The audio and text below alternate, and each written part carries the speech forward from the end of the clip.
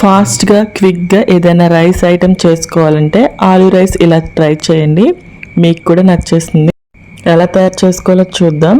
ముందుగా కడాయిలో 3 spoons oil heat అవ్వించుకుందాం. ఆయిల్ హీట్ అయిన తర్వాత కొంచెం పెద్ద ముక్కలుగా కట్ చేసుకున్న ఆలు 2 తీసుకొని ఇలా ఫ్రై చేసుకొని లైట్ గోల్డెన్ కలర్ వచ్చాక వేరొక ప్లేట్లో పెట్టేసుకుందాం. ఇలా ఫ్రై చేసుకుని పక్కకు పెట్టుకోవడం వల్ల ఆలు క్రిస్పీగా ఉంటుంది, సాఫ్ట్గా అవ్వదు. అదే ఆయిల్లో మసాలా దినుసులు మొత్తం వేసుకోవాలి. నేను చూపించిన మసాలా దినుసులు లవంగాలు, మిరియాలు, యాలకులు, స్టార్ అనాసి, దాల్చిన చెక్క, ఒక ఉల్లిపాయ నిలువుగా చీరుకున్నది కూడా వేసుకోవాలి. దంచుకున్న వెల్లుల్లి వేసుకోండి, టేస్ట్ బాగుంటుంది, ఫ్లేవర్ బాగుంటుంది. జీడిపప్పు, పచ్చిమిర్చి ఒక 5 నిలువుగా చీరుకున్నవి,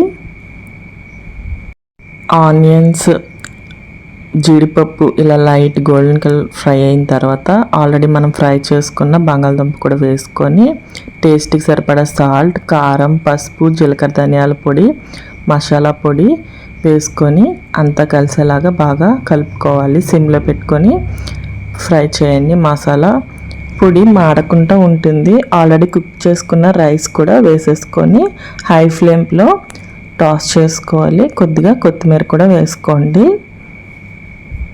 అంతా కలిసేలాగా బాగా కలుపుకోవాలి. హై ఫ్లేమ్లోనే స్మోకీ ఫ్లేవర్ వస్తుంది, టేస్ట్ బాగుంటుంది హై ఫ్లేమ్లో కలపడం వల్ల.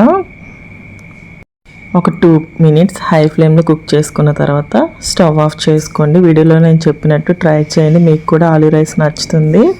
వీడియో నచ్చితే like, share, subscribe. Thank you for watching. Thank you.